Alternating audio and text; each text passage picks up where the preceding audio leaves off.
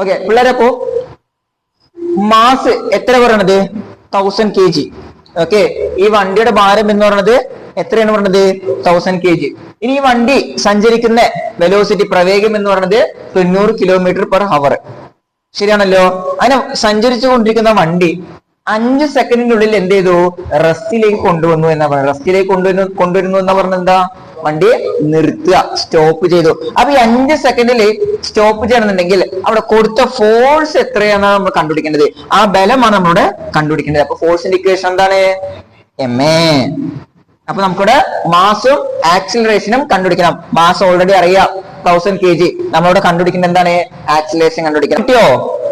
Mass എത്രയാ? 1000 kg.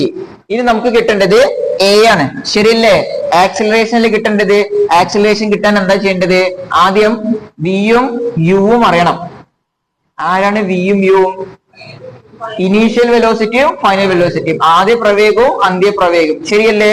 അപ്പോ ആദ്യ പ്രവേഗം ഇനീഷ്യൽ വെലോസിറ്റി അതിനു മുൻപ് 90 km/h എന്നല്ലേ കൊടുത്തിട്ടുള്ളത്. ശരിയല്ലേ? നമുക്ക് ഫോഴ്സ് കണ്ടുപിടിക്കാനുള്ള ആക്സിലറേഷനിൽ പെർ ഹവറിലേക്ക് എന്താക്കി മാറ്റണം?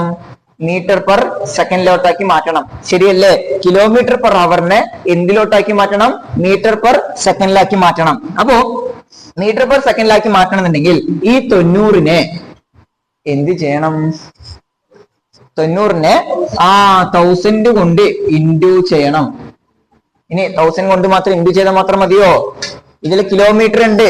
ഇതിൽ എന്താ പറയണത്? km/h എന്നല്ല പറയണത്. അതായത് km/h എന്നല്ല പറയണത്. കിലോമീറ്റർ ആണ് 1000 എഴുതിയിട്ടുള്ളത്. ശരിയല്ലേ? ഇനി ഹവറിനെ സെക്കൻഡിലാക്കാൻ എന്താ ചെയ്യാ? നമ്മള് കിലോമീറ്ററിനെ മീറ്റർ ആക്കണം വെച്ചാൽ 1000 ചെയ്യണം.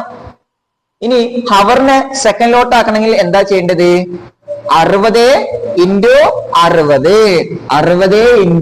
60. ശരിയല്ലേ? അപ്പോ 60 × 60 എത്രയാണ്? 3600. അപ്പൊ 1000 / 3600. ഈ 0 ക്യാൻസൽ ആവുന്നു. 10/36 ചെയ്യൂ. അതിനെ 90 കൊണ്ട് എന്ത് ചെയ്യാ? ഇൻഡു ചെയ്യാ. വേഗം നോക്കൂ. ഇത് കിട്ടിയായിരുന്നോ? എന്താണ്? 2 വെച്ച് ഡിവൈഡ് ചെയ്യാ. 5ഉം 18ഉം വരും. ശരിയല്ലേ? അപ്പോ 9 × 5 / 18 ചെയ്യുമ്പോ 25 m/s എന്ന് കിട്ടും. ഓക്കെ, അപ്പൊ നമുക്ക് u = 25 m/s കിട്ടിയോ? ഇനി നമുക്ക് എന്താ കണ്ടുപിടിക്കേണ്ടത്? ഫൈനൽ വെലോസിറ്റി അല്ലെങ്കിൽ അന്ത്യപ്രവേഗം v. ഫൈനൽ വെലോസിറ്റി അല്ലെങ്കിൽ അന്ത്യപ്രവേഗം എന്ന് പറയുന്നത് വണ്ടി ഒരു സ്ഥലത്ത് സഞ്ചരിച്ച് അത് പോയിട്ട് എന്ത് ചെയ്യുന്നുണ്ടാവും? പോയി സ്റ്റോപ്പ് ചെയ്യുന്നുണ്ടാവും അല്ലേ? നിൽക്കുന്നുണ്ടാവും. അതല്ലേ അതിന്റെ അവസാനത്തെ വെലോസിറ്റി എന്ന് പറയുന്നത്. വണ്ടി നിൽക്കുന്ന സമയത്ത് അതിന് എത്ര തന്നെയായിരിക്കും സ്പീഡ് ഉണ്ടാവുക? എത്ര തന്നെയായിരിക്കും വെലോസിറ്റി ഉണ്ടാവുക? പ്രവേഗം ഉണ്ടാവുക? ഫൈനൽ വെലോസിറ്റി, അന്ത്യ വെലോസിറ്റി എത്രയാണ്? 0 കണ്ടുപിടിക്കേണ്ട ആവശ്യമില്ല. ഫൈനൽ വെലോസിറ്റി എത്രയാണ്? 0. എന്താണ്? 0. ശരിയല്ലേ? അപ്പൊ നമുക്ക് m കിട്ടി, എന് ആവശ്യമായിട്ടുള്ള വിയും യുവും കിട്ടി. ശരിയായോ? ഫോഴ്സിൽ ഈ ചോദ്യത്തിൽ ഫോഴ്സിൽ കണ്ടുപിടിക്കാൻ പറ്റുള്ളത്, ഫോഴ്സ് കണ്ടുപിടിക്കാനുള്ള മാസ് നമുക്ക് ഓൾറെഡി അറിയാം 1000. ഈ എ ആണ് നമ്മളിവിടെ കണ്ടുപിടിച്ചിട്ടുള്ളത്. എ ആക്സിലറേഷന് എന്തൊക്കെ വേണം? വിയും വേണം, യുവും വേണം. ആരാണ് വിയും ആരാണ് യുവും? ഇനീഷ്യൽ വെലോസിറ്റിയും ഫൈനൽ വെലോസിറ്റിയും, ആദ്യ പ്രവേഗവും അന്ത്യപ്രവേഗവും ആണല്ലോ. അത് രണ്ടുമാണ് നമ്മൾ കണ്ടുപിടിച്ചിട്ടുള്ളത്.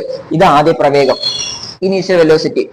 ഇനി ഫൈനൽ വെലോസിറ്റി, അന്ത്യപ്രവേഗം 0. അപ്പൊ നമുക്ക് ഇപ്പൊ അവസാനം കിട്ടിയിട്ടുള്ളത് എന്താണ്? ഫോഴ്സ് കണ്ടുപിടിക്കാന് ma ചെയ്യണം. മാസ് അറിയാം, 1000 ആണെന്നറിയാം. Into a. എന്താണ് a? എന്താണ് a? u - v divide by t അല്ലെ? t എന്ന് പറഞ്ഞ ടൈം 5. അപ്പോ 1000 ഇൻറ്റു u എത്ര കിട്ടിയത്? 0 മൈനസ് v എത്ര കിട്ടിയത്? 25 ഡിവൈഡ് ബൈ 5 അല്ലേ?